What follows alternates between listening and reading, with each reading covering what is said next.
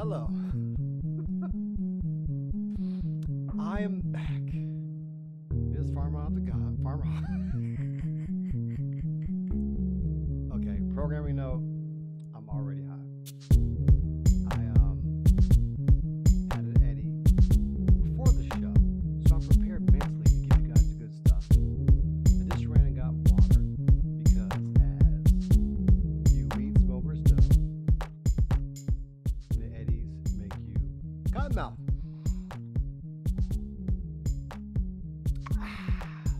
We got a lot of fantastic things on tonight's broadcast. First up, we're going to recap what we talked about last night, any new developments that might add to that, like gun control and Jackson Hayes, what the fuck his name is, Derek Jackson. Actually, I didn't get my video set up in time, so I don't have that clip, but there's some hilarious fucking shit going around the inner tubes, making fun of this nigga, and I love it all. We're going to go into, is location sharing with your significant other's stalkerist? Answer yes. Woke Sesame Street? Love it. Polygamy. And what's the crime? I'm about to defend a pig. And Democrat or black? Voting versus revolution. And if my man JB joins, then we'll use the new feature in Ecamm Live, which is a software I use for my live streaming, the interview feature. So you guys can't see my screen, but I got a green room now, which is pretty fucking cool. It used to be really difficult to get guests because you have to go through a third-party tool. For Ecamm, it's Skype, or you can use another one, but I only use Skype. It was a pain in the ass because, oh shit, excuse me.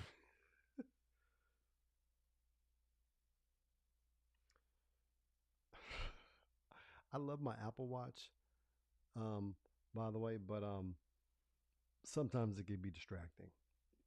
I'm just saying. The fuck was I talking about? Oh, it's got this new interview feature. So there's a green room over here. And the problem I had before with the broadcast was the people I'm interviewing can't see what I see on the screen. So if there's an effect or a comment or I'm doing a screen share, they can't see what I'm seeing, but now they can. And additionally, they can share from their screen to my broadcast. So that's fucking amazing. I'm looking for my thing. You know what? I already took the Eddie. I think tonight I'm just going to drink because this is too hard to. Oh, no, I'm not. That's not good for my fans. Un momento. Wait, here we go. Yeah.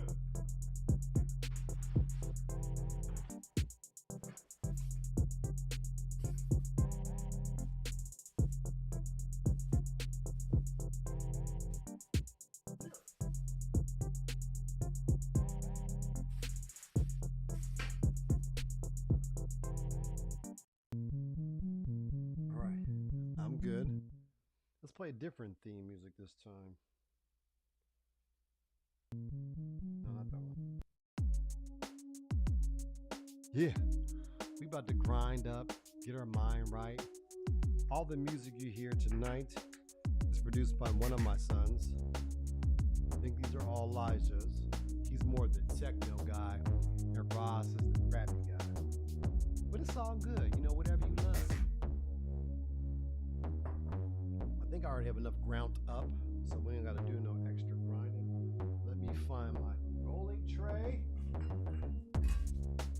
I got a lot of exciting new features coming to the show graphically wise.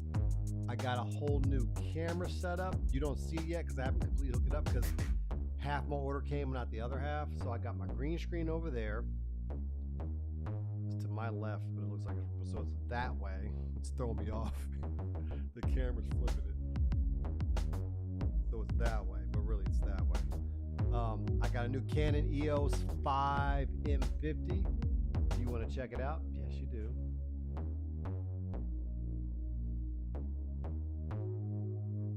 this thing's gonna give me some real nice depth of field. The problem is the lens I ordered. This is the kit lens. This is some bullshit. This just came today.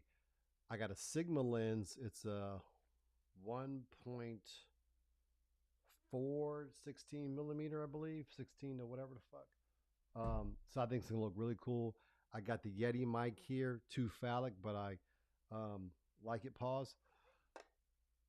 I got the Elgato key light. I got another one coming. Some of the 2 lights. I got the green screen. Now I'm gonna do some fancy shit. Some fancy shit. Okay? Are you excited? A little bit? Just a little bit? Okay. Baby steps. More. Shut the fuck up. A little more music while we wait.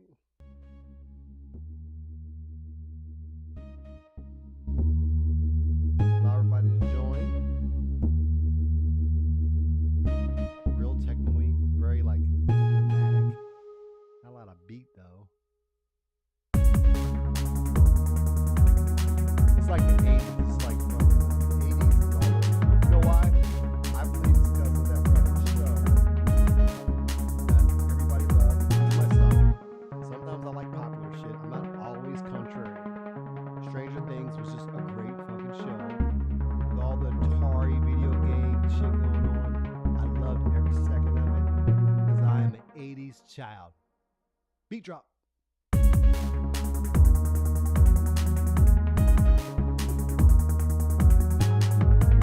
I can fucking dance. Let me cap this off. And we're almost ready. All right. So, without further ado, let me get my screen ready.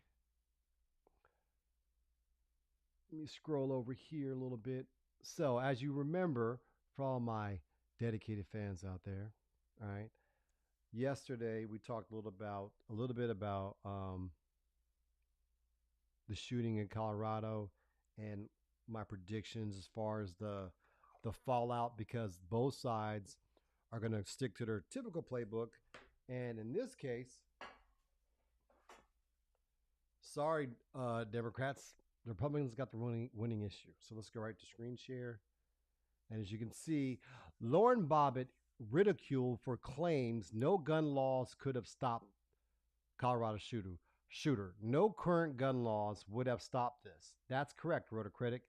And that's also the problem. So,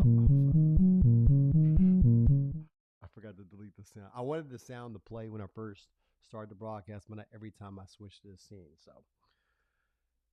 So they're clowning her, and they're clowning her for her statement, which is clownable in so much as she's right but wrong to the critics, because she and people like her are the problem. Now, here's the real problem. Number one, let's say gun laws were going to help somehow. What gun law would have helped in this particular case? I'll wait for it. Right? Because the thing people seem to be focused on, wait, it's heated up. Oh, shit. I'm going to do this before the show starts. The thing people seem to be focused on is the fact that he bought the gun 6 days before the shooting. Why the fuck does that matter?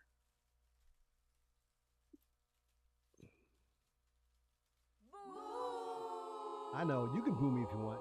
You can boo me if you want, America. But why does it matter, really? So let's say you bought the gun 12 days ago. 30 days ago.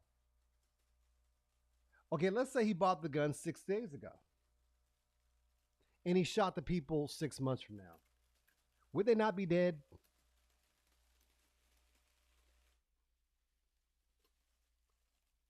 Is that my fucking kids? Right? Would they not be dead or not? They would be dead, right? So it doesn't matter. The proximity to the gun and the crime would just adjust, right? So if they make the new gun law whereby you have to wait 6 months, fuck it. a whole year until uh, um, you can purchase the gun. It won't stop mass shootings. Now that may stop some crimes of passion like domestic violence or whatever, but motherfuckers are gonna shoot up a whole goddamn building of people are nuts. You know what I'm saying? Fucking nuts. And I don't think any gun law is gonna change that. So guess what the Demotards do as they would, as per usual, they took the bait. So now, as you can see, White House reveals Biden's plans for gun control executive orders. He's not waiting for anything to fail. Now, the implication there is he thinks that this is a winning issue, right? And that he's going to bypass Congress vis-a-vis executive orders to get shit done on guns. What that will accomplish. Oh, the green room worked. Jonathan's in the waiting room. Yeah, you're in the waiting room, Jonathan. Hey, they can't hear you, dog. So you just sit back, you be back and be boo blood. And then I'm gonna do this broadcast and get to my point. I patch you in, and then we thugging. So the Democrats are gonna fucking blow it.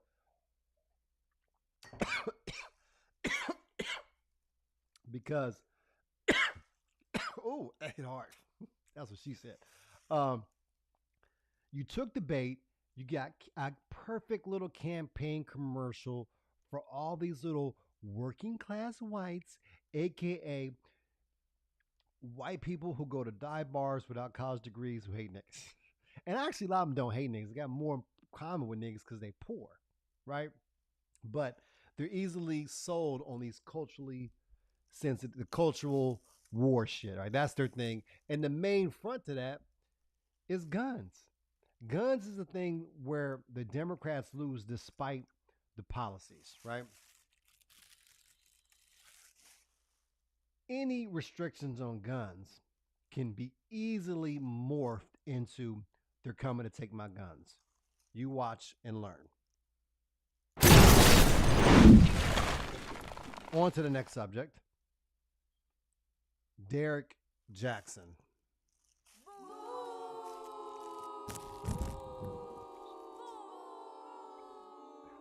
Now, there are some funny ass clips going around the interwebs.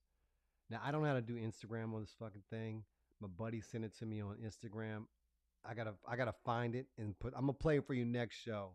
But there's some fucking. I want y'all to Google or search for Derek Jackson send ups or where the fuck you call it. But this is one guy. His name is Ad something, and he does a voiceover where Derek Jackson is trying to make excuses for fucking around on his old lady, and the shit is hilarious. Coming up next, further on in the show. Oh, here we go. So this is a biggie. This is a thing I can hold on. Riff on real quick before we get Jonathan Beauregard on the show. Is location sharing a form of jealousy, or is it a natural occurrence within a healthy relationship? Could it be, is it for good or for bad? All right, so let's read some some articles on this. Let me get this queued up. Okay. All right, this is an article from GQ, circa, what the fuck? Circa 2017. So I'm not sure if this is really, what's the word I'm looking for? Oh, you know what I can do? I can leave it on Internet Explorer. I'm sorry, on Safari, and just use my phone to control the Ecamm Live and never switch back and forth until I get the interview part. I figured that out. Thank you very much. So this is a white chick, clearly. Her name is Becca.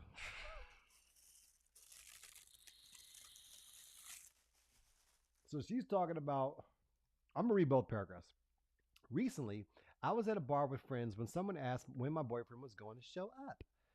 Instead of calling or shooting a text, I opened my Find My Friends, a GPS tracking app in which you can share and see contacts locations. Yeah, this is definitely 2017 because now it's all on your phone. Only with their explicit authorization. My boyfriend's cheerful blue dot, not his sad blue dot, on the map showed he was 20 minutes from us. The pal next to me, watching my app toggling, was appalled at this overshare. But honestly, until then, I hadn't really considered that it might be creepy. Hadn't? In my defense, it wasn't like I forced a stranger to constantly share his whereabouts with me after my third blowjob. See, being a whore is cool. When my boyfriend and I decided to exchange locations, we clocked several months in our long-term relationship.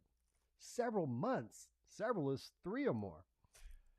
We considered the unique cocktail, my anxiety disorder, excuse, and his frequent work trips, and made the decision to together. That's bullshit. At the time of this bar incident, using Find My Friends was second nature. I frequently checked the app to gauge when to meet him. Sure, you did. He often uses it to perfectly time cracking open a beer for me just as I arrive at his house. Sounds sweet. We have nothing to hide and don't feel either party abuses the privilege. For others, I've learned location sharing oversteps healthy, necessary boundaries. This bitch is nuts.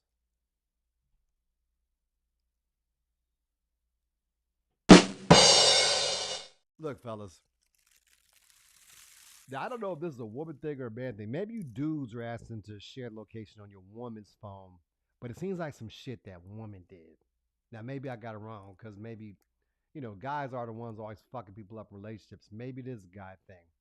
But the real irritating point about this whole deal was her rationalization, like she's normal, like she's not a creep. Because if a dude was the instigator, I think he'd be ridiculed, and rightly so.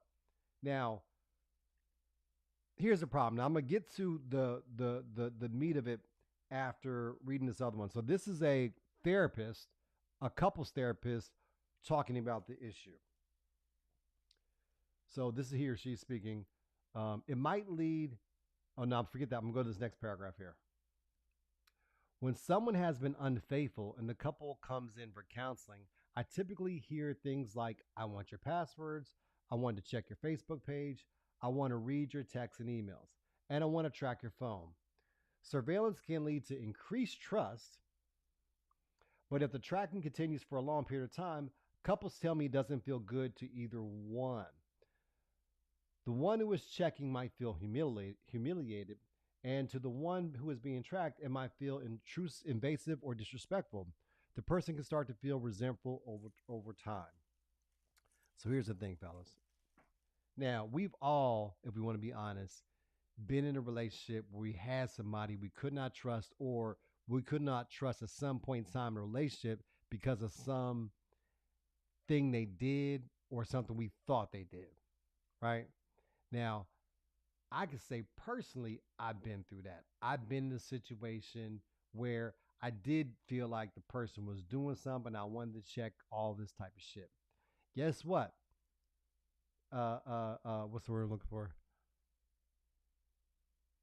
Not news flash. We broke up eventually, and that's what everybody would do. Every relationship in the history of the world where there's been infidelity, which would lead to the point where you felt like you needed to check on the person, well, they'll never work. Because once trust is broke, it's gone forever. And I digress, brings you to my second point. When is too many times to regain trust?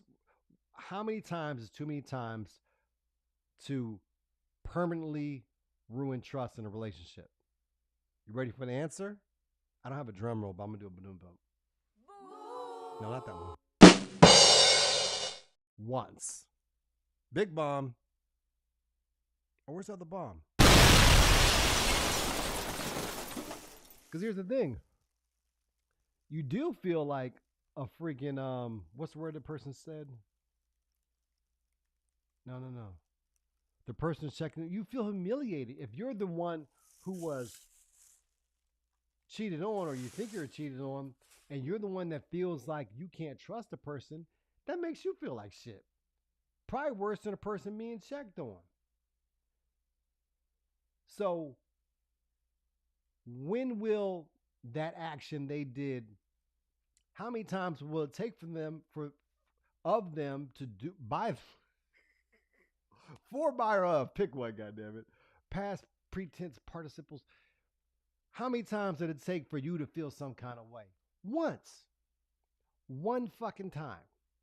And here's the thing about relationships. It doesn't start when you guys have some sort of formal contract where you say, we're now boyfriend and girlfriend. The relationship starts at the time you met the person and you went on this journey of courtship. Okay? So, ladies, especially y'all, listen to this. A man can take any truth, but what he can't take is a do over. I'm going to repeat that. A man can take any truth, but what he can't take is a do over. Okay, so you meet this man and you digging him, blah, blah, blah, but you're still sorting through your situation with your ex. What should you tell that man you're interested in when you first meet him about your current situation? Here's a hint, the fucking truth. Because if I meet you, I'm interested, I'm digging you, right? I want to dig who you are. So if you tell me, oh, I'm digging you too, but I got a situation and I'm working my way through it, I'm like, cool, I respect this broad. She is a real one. You understand? Conversely, I meet a female and we getting it off and whatever, and I'm digging her whole vibe. What's your situation? I'm completely free and single. Okay? And now we're just talking. I'm now courting her under the pretense that she's free, clear, and single. But we're not fucking yet because you're trying to do it the right way. Because this is the marriage type broad, right? Ah, damn it, I said right. And it's somewhere along the line, you're a month or two in, let's say, because you're really going slow, you're trying to do it the right way. She tells you an update about her and the ex they were trying to work it out, but some shit happened, blah blah. But you're like, wait a minute, you was single. That's what you told me. Her response comes to the effect, but like we weren't together, and I didn't want to feel like telling you everything, and blah blah blah. But wait a minute though. If you're interested, it's got to be a clear runway. Because now that relationship is the one's going to have the location sharing on. Because trust has been broken. It's like an injury, right? You can't if you come back too soon, you're going to re-injure it. Oh, that's a dope metaphor. Hey, Johnny, we do our thing. You a therapist. You can use that one, okay? Unfaithfulness, infidelity is akin to a physical injury to the person that was betrayed, no matter how small or big. And that's the thing, these small infractions are actually worse sometimes, because like, hold on, if you lie about that, I can't believe anything you say. So if I feel like I even need to location share with you, then the relationship is already over, because I don't believe you. All right, there's one more here. I'm going to just share this one real quick. Maggie, a mom of one from Vermont, sorted through a jumble of mixed emotions before sharing her phone location with her husband. She worried that being able to instantly pinpoint her husband's whereabouts would create too much of a temptation to snoop on him or smother him with texts and calls about where he was going or when he'd come home. But if there was an emergency, she wanted to be able to she wanted her husband to be able to easily find her.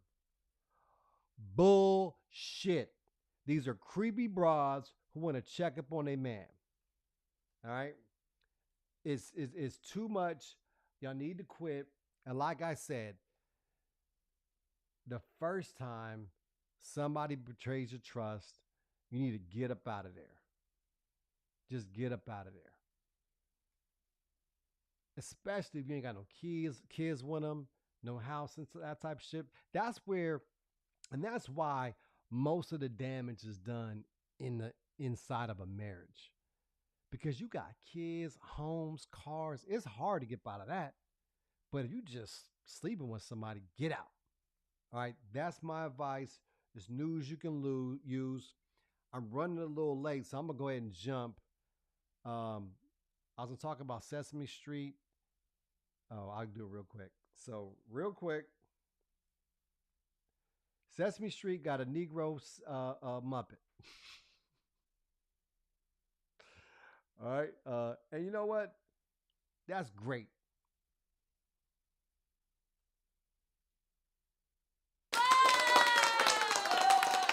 I guarantee that in the next X number of days, you're going to hear all over Fox News and reactionary right-wing media that Sesame Street got woke and blah, blah, blah, blah. Shut the fuck up. Cancel culture ass, bitch made ass. Oh, my man, Billy T. That's one of my two white friends. He from the hood too, SBIE. Okay.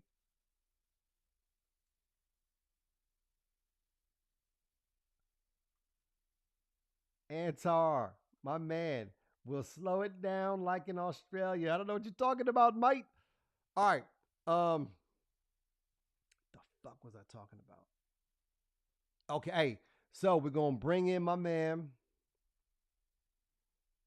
Jonathan Beauregard, and we're going to rap together. We're going to talk about black versus Democrat. All right? Where's my notes on this? I said it dope, though. Black versus Democrat, voting versus revolution. Can y'all dig it? Let me go back here and then go back here. Without further ado, I want y'all to give it up for man, Jonathan Beauregard from Beauregard Therapy. Hey, let me get some theme music. Hold on. What's up, Jonathan? I'm gonna add me on the left. Oh, look at them graphics, boy. That shit is fly. All right, so look, we wrapped a little bit before the show. And I told you kind of what we're talking about, you know, the black struggle, being the insider Democrat versus being the outsider. Let's watch this video real quick. This is Roland Bitch Made Ass Martin and this young guy from Georgia. I want to meet this young man, pause, and bring him on the show because I think that's the way to go. That's where the future is because I see us in him, okay? Meaning that real ones. You feel me? I got it all queued up. Let me go to screen share and go play. Listen up. But that again, voting is not my issue to fight. I believe. So what's your issue to fight? My issue, I fight for young black men before they die.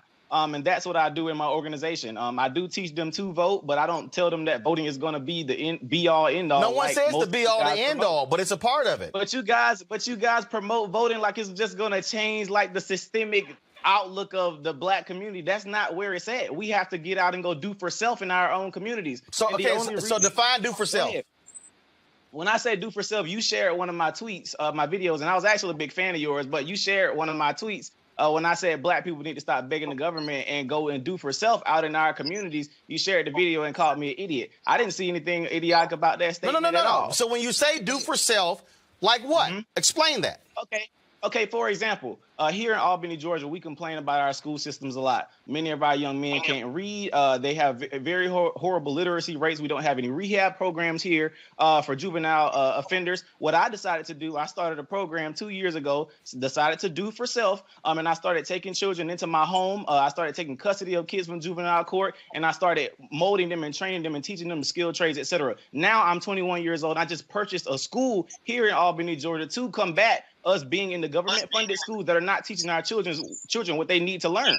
So that's what I mean by do for self, simply getting up and going out and do it. So I beat the stereotype that I'm young, black, in America, and I can't do anything because somebody's holding me down. Absolutely not. So a question. Teenagers went and go ahead. Me and some teenagers went and bought a school, and we just bought a school bus simply from going out and doing work. We decided to go fix our own communities. I'm not expecting anything from no politician. I'm not expecting nothing from Donald Trump, Joe Biden, or nobody. We're going to go do it for ourselves, and that's what I believe we need to be doing. I can vote, sure, but nothing's going to change in our community. So you went to...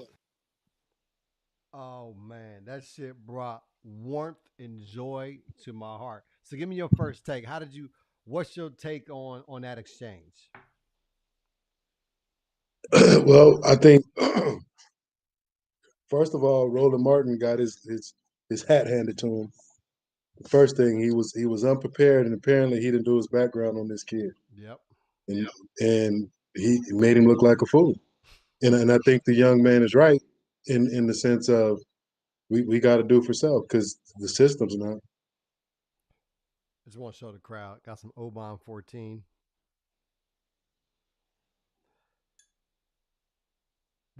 And more specifically, voting. Like the subtext was, and this goes on a lot. You hear this just commonly. Not even people that are deep into politics. You have a discussion on anything, it inevitably will lead to, well, did you vote? And if you didn't, right, the person who is the voter with the I voted sticker on, the Democrat, the grandmas, people at church that go to church and they vote Democrat, right? And their children or whatever, they can start to chastise and win the argument on, oh, you didn't vote, so therefore your opinion doesn't matter. What do you say about that? Well, I think you got to put it all into context. For one, I think a lot of times, especially when people have a public platform and they criticize voting, people get scared and they think that's going to deter people from voting. But those who understand how voting works, especially on the national scale, really understand that sometimes voting is just, that's, like he said, it's not the end all to be all. And so a lot of times people say, well, you didn't vote. But if I don't vote, but I'm promoting change and I'm making change in the community, is that not more important than voting? Exactly. Home, real quick before I make my point. Go like this. Nigga, you got on bracelets.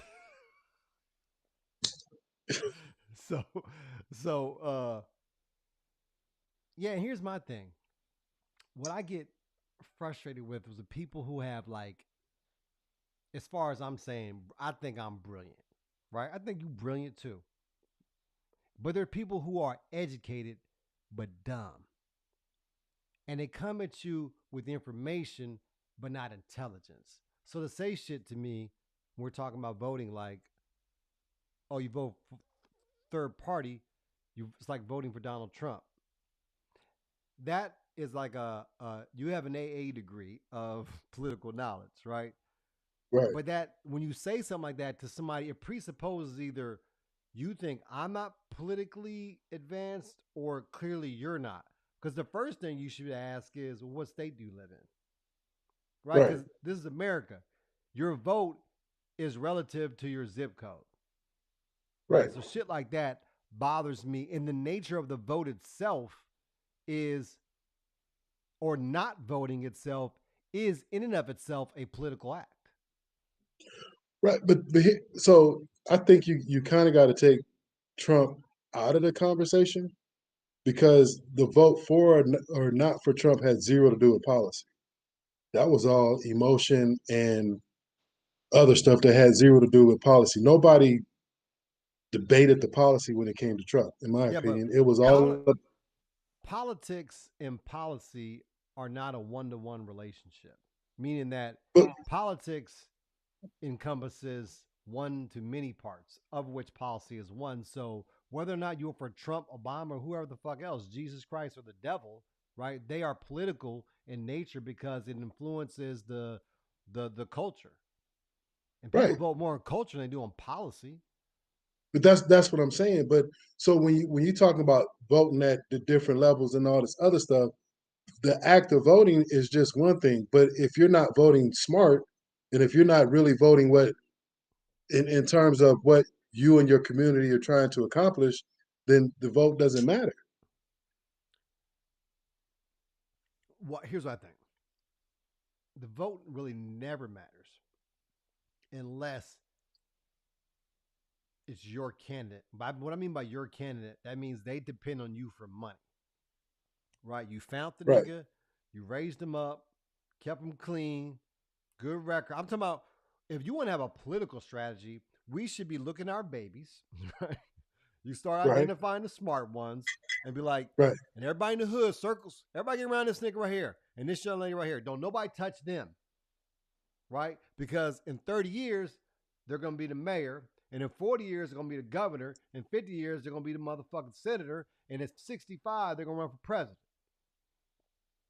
All right. So what I'm saying is the strategy, we lack strategy. What we have are habits, loyalty. Right. But those things don't reap the outcomes we deserve. Right. And that's what the young dude was talking about. And the strategy, instead of waiting on them to create policy or create laws that's going to improve the school system for black boys, let's buy the school. Right. So you're right. They're so my family's been in politics for a long time, not so much now, but been around politics. Very rarely do you see San Bernardino. But very rarely do you see, how could I put it? People don't, when it comes to politics and policy and all that stuff, the layperson don't understand how those things are going to affect not only the here and now, but more importantly, going to affect the future. And they don't, and a lot of times that's not taken into consideration. Well, yeah. So that's why systemically things don't change. Correct. Well, even more simply than that, if we keep fishing from the same ponds, right, you're not going to catch any different fish. Right now, we have the Democrat and Republican parties who are just, essentially, outfits that cater to whatever establishment they cater to, right? The elites. So, for example, right here in Jersey, we passed a historic legalization bill that also included in it new limits on police power, whereby the police would face a third-degree felony if they question you too long over marijuana. To me, sounds like that's a good fucking idea, right? Put a little skin in the game and change the dynamic so these cops would change their behavior. So that's why societies create laws, because you want to influence behavior. Cops are not gods. They're members of society subject to those laws, right? You can't enforce laws if you aren't subject to those same laws, right? So what's going on right now? Immediately, this bill just passed, right? The amendment passed. The amendment passed. The referendum passed in November, but it took them all the way up to a couple weeks ago to pass the law. They already have bills out to abridge those laws such that the cops don't face any liability for essentially violating your civil rights. Right. So that's where politics is important, because these motherfuckers got a megaphone, the Police Benevolent Society. So we need a megaphone, and I need to be able to push a button, and everybody in Black world knows, hey, show up to the polls, vote on this bill right here. Right. So here's the question. Do you believe people are educated enough on how the vote, not necessarily the vote, but the policy, the politics, and all that stuff? Do you think they are educated enough to how this is really going to affect people? No. Especially people of color. No. But here's the thing. They all don't need to be. It's the people. Hear me out. I don't believe in everybody's equal, gender wise or even person to person wise. If I Okay. am smarter than you, then you just listen. Now, here's where we have a problem. The people who are listened to, the Roland Martins, the Barack Obamas, right? Yeah, y'all black Jesus, him too, right? All these Negroes on TV have been had. They are all. They Mm, are all. Here's the thing: they're not even Uncle But Toms but because but they can you really believe. Wait, wait, trust wait. people They on believe TV? the They're shit just they're talking saying. heads. So they're not just Uncle Toms. They are conditioned, right? They've been massaged into what's the word? What's the word? Acquiescence. But but here's the thing. I disagree to the extent that those aren't the people. I'm not talking about the Obamas. I'm talking about the talking head TV personalities. Those aren't the people we should be looking to for answers. Yeah, but it doesn't. We can't let the perfect get in the way of the good. Where the fuck I'm saying is the ideal can't be the standard, right? What do you have accessible to you now? It's TV, it's media, and whatever. If we wanted to quickly change behavior, then that would mean that some of the famous people would have to be taught and be smarter, right? So the people that Negroes listen to now, you need to pick like 10 Negroes who everybody knows to say the right But here's things. no, no. See, okay, so I'm looking at it a little differently. So those people that you're talking about need to be taught. Those people are being fed information. We don't even know if they're doing their own research. What are you talking about? Well, that's the problem. That's what and I'm saying that's why we shouldn't be looking to them. It doesn't matter who we should be. Here's my thing. Okay, for example, LeBron James. Okay, We need to get him in a room with me, you, and Ice Cube, okay, and then get on the same page, one by one. I'm not saying we have to have some, government program. We get in the room, with LeBron James, say, look, hey, LeBron, fuck this, get out the vote shit. All right. What we're going to do is whatever it's going to be, right? Yeah, it's a new political party. So that way, hmm you register for this party, and then all we're going to do is send you notifications that tells you not only when and where to vote, but who to vote for. You see what I'm saying? That's that. Because we're going to run our candidates. We're going to take over towns. it don't sound like nothing that's different that's happening now. It does or it doesn't. Doesn't. Right. So, but it should though. That's my point. If people would listen to me, we'd be better off. Me and that young black dude Explain. down in Georgia, huh? I'm losing you. Explain that to me. Okay, here's the thing. I don't believe everybody is smart enough or will ever be smart enough to do the right thing when it comes to politics and who and how to vote for. And I believe, matter of fact, I know that most people, just like I made this reference last night, like when you had a stoplight, most people don't even fucking look at the light. They wait for the other person to go. They feel the way through it, right? Because most people are sheep and they can't think for themselves because they're not able to. So if we I, know that, just do what the fuck I tell you to do. Like they're your but kids. ain't that the entire Trump administration and camp like that? Although they was all sheep. Fuck Trump. I'm talking about human nature, right? Human I beings get in it. I general know. aren't leaders. I get that. I'm with you on that. But what I'm saying is, but you're talking about when we talk about the situation with Roland Martin and all this other stuff. Is it about the voting? Is it about who you're voting for, or is it about systemic change? What are we talking about? What I'm talking about is the thought in your mind when you go cast a vote. If you believe that the vote is the act that's going to bring forth the change just by voting within the current paradigm with no Right, greater strategy, that is the problem. But right. we have to And I think understand. that's why so many people, after end of whatever election cycle, they get disappointed Right. because they believe that. Exactly. The Right. last time anybody should have believed or had faith in a politician is 2008.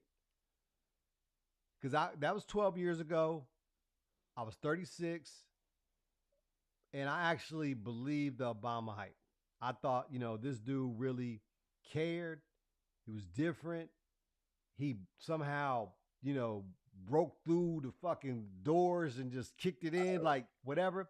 That nigga is a milquetoast bourgeois inside elitist who don't give a fuck about nobody by himself, just like the rest of them. I disagree, but okay. Because you a fan. It's not even about being a fan. It's. I don't think my expectations was where yours was at. That's what my man Antar says. But all that's bullshit too, because it don't matter. The fact you defend him shows you have an emotional connection, and that's not true. That's not true.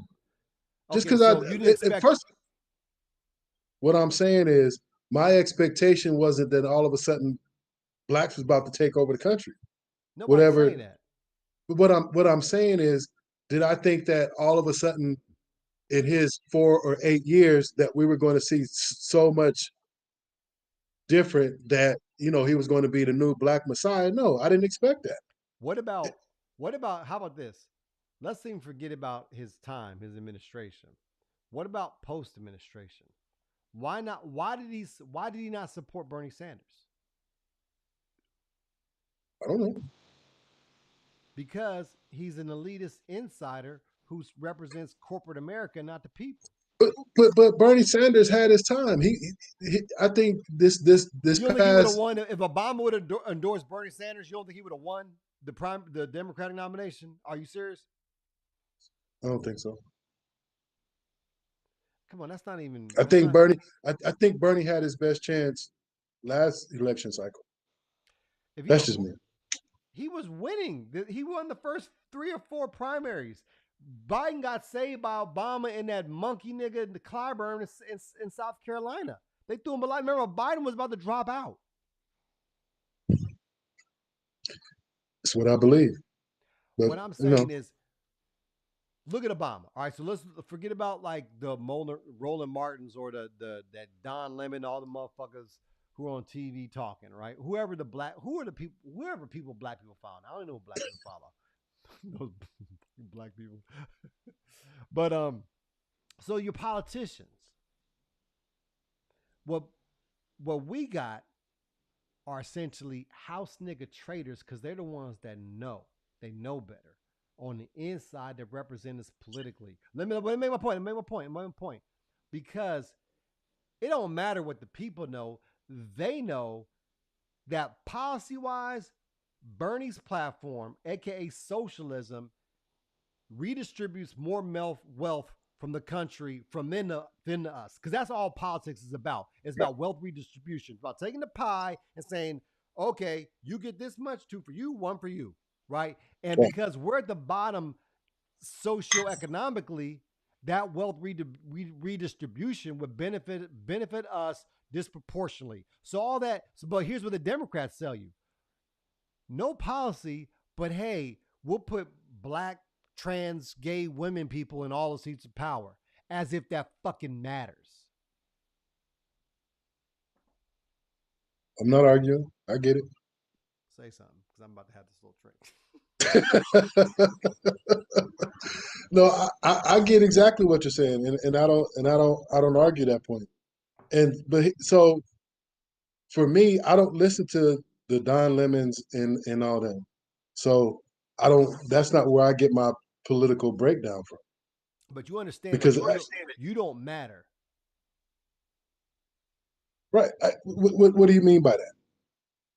What Jonathan Beauregard doesn't matter. What matters is if Jonathan Beauregard can move in perfect synchronicity, like fucking synchronized swimming with 1,000 other motherfuckers, like where they know what they're gonna vote on, when, where, why, who. You see what I'm saying? We got to move like a block. Right. I get that.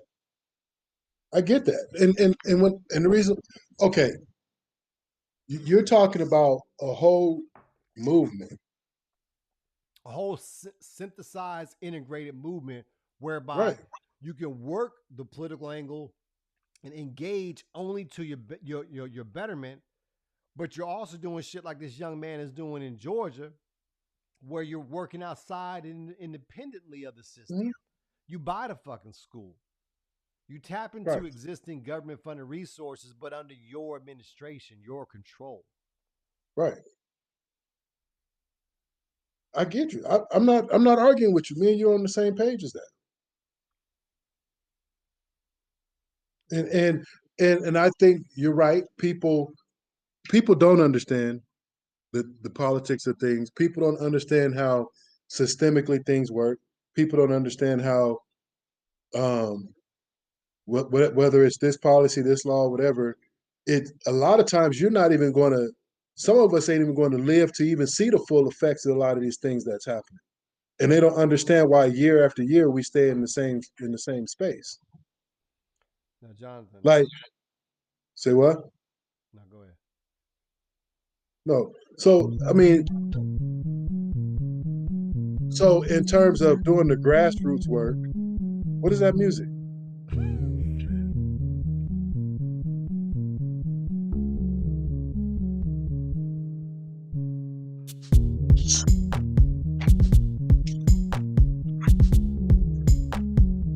So you're just gonna play music in the middle of me talking? Wait, can you hear it? Can you hear it?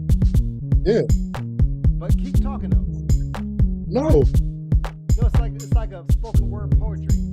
It like we give you rhythms from certain your voice from stir. Hey, look. Hold on. Put some Gil Scott on there. Oh, I would, but then I get flagged and shit. You know what I'm saying? What's your what? Don't say it was the revolution not be televised. What's your favorite Gil Scott song? You will put me on the spot. I can't. Mine's Enough. Google that shit. When you listen to that motherfucker, you be like, oh, boy, you gotta Hey, look, I want to get to 12, so I'm gonna go 8 minutes. We're gonna do this. We're gonna switch gears. Okay? You're a therapist, right? I try to be. Did you hear me when I was doing my riff on infidelity and the location tracking? I caught part of it. Go ahead then. Go ahead. What's the question? Nigga, what's your take on my genius? I'll give you a summary. Here's my thing. Location tracking is stalking. And the first time trust is broken, just get out of there. I think it's easier said. Well, the tracking thing, I don't agree with that in the least bit. Agree with what I said? No, I don't agree with people tracking, just like constantly tracking people's whereabouts. I don't understand. Like couples that have 24/7 share location on. Yeah, I don't agree with that, and I don't think it's healthy, to be honest with you. Why come though? Here's the thing. So, there's many different angles, right? But I'll come from this angle. Take infidelity out of the picture. There's no threat of, maybe there's some issues with trust, whatever, right? But take that out of the equation. For men, we still, regardless of what our relationship status is, we still need a sense of freedom and a sense of independence. So if I decide on the way home from work to stop off at the cigar lounge to pick something up and maybe chat a minute, but I get a phone call saying, where are you at? You're not on your regular route. That's not okay. Because here's the thing, I'm still a man. I still get to be whoever I am. So if I decide to stop off, do I need to be tracked? Okay, we can negotiate. Hey, I decided, call, say, I decided to stop off at the cigar lounge for a minute. I might be home a little late. Okay, we can negotiate that. But you tracking me and then questioning where I'm at because I'm not on my regular route, it's not healthy. Okay, but what about the bitches? All right. Who do you think is behind this? Men or bitches? Well, in my practice, I've seen it go both ways. I've seen controlling, jealous men do it. I've seen women do it. I've even seen women buy trackers and secretly track their dudes. But if you have to break it down gender by percentage, I would say it's more women, but the rationale is always safety and that kind of stuff. and that's some But bullshit. it I don't think it's healthy at all. Here's my thing. See, here's my problem as a truth teller. I don't suffer fools and liars. Okay? And women will say, I'm controlling. I know this.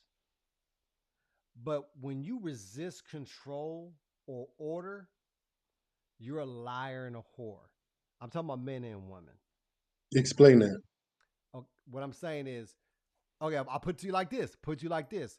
Look at your, like, let's say kids, spouse, whatever. Don't even matter. There's rules, guidelines, and codes that must be obeyed.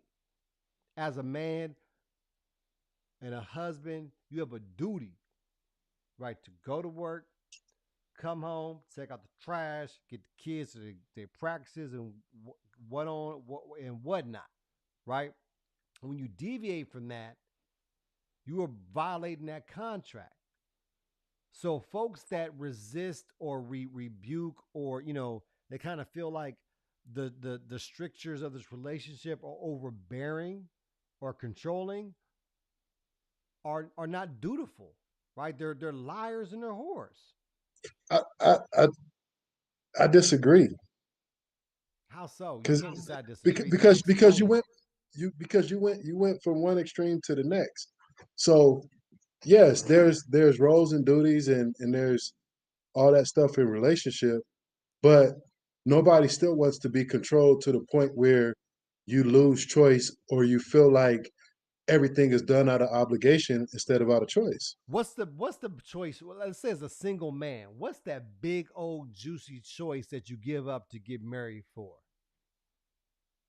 Pussy, right? You can only fuck the same broad every day, right? That's a choice that you have It's to not. give up. So by that token, if you have to give up posting bikini pics on social media, that's what the fuck it is, because you got to be an That's obedient wife. but here's the thing. So you're you're trying to make it too simplistic. And what Everything I is mean by that, binary. it's not just it's huh? Everything is binary. It's good and bad, right and wrong, up and down. People make shit complicated. Bitch, if you wanted to be married, then if you didn't want to be married, then you shouldn't have got married. When you got married, you got to bow down to the man who is the king. You don't praise God. You praise God through your man per the Bible. You know what I'm saying? Let's take it to the Bible, nigga.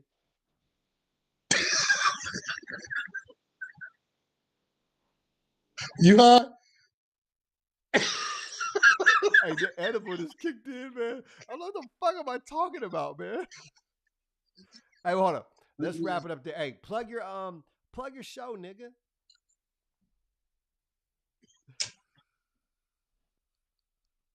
Look at this show that fell off the rails. Hey, nigga, this is my diary. I don't give a fuck nobody's watching. Y'all niggas don't have no diary, nigga. I got my own diary. I'm using YouTube, bitch. Check me out Sunday, 7 o'clock Pacific time. Indestructible Souls Now, you say live Pacific. podcast. When you say Pacific, you mean like the way black people say specific, or you mean actually Pacific? I mean Pacific Standard Time, West Coast time. Pacifically time. God damn it. 7 p.m. or a.m.? 7 p.m. On Sundays. Sunday, 7 p.m. Pacific. That's 10 p.m. on East Coast time now. Okay, you 12 o'clock on East Coast time. What are we talking? Oh, that's true though. But that's Sunday though. Right. Everybody relaxing, unwinding, could chill. Okay. Getting ready for their week. Nigga, how many times you think you've been a guest on my show? 5, 6. How many times I've been a guest on your show? Once. 0, nigga. You was on there once. You don't even watch my show. What are we talking about? Oh, look at the guy. He got sensitive. My show is too tame for you. I don't know. No, I'll watch your shit. I don't know how to watch it though. The same way I watch yours on live, Facebook, Twitter. It's on all of them. Facebook, Twitter, and Facebook, Twitter, and YouTube. Hey, look, to my fans out there, this nigga's real brilliant. He's gonna put his link. Put your links in the comments on Facebook on this joint. I'll do that, nigga. Aren't we associated on Facebook? I know we is. I'm on this different platform you sent me. No, nigga. No, I'm not saying now. I'm saying we hang up. Go.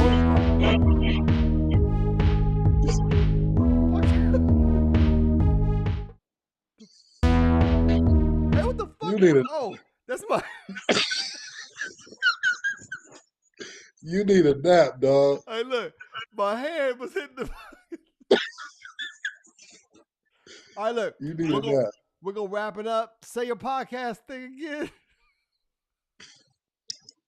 The name of the podcast is Indestructible Souls, live on Facebook, YouTube, and Twitter, Sundays at 7 p.m. Is that a hashtag or something? Or they got like a link? They find me at Indestructible Souls. Indestructible Souls, bitch. West Coast.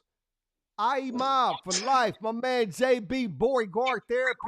And we is out, bitch. Hey, whatever strand you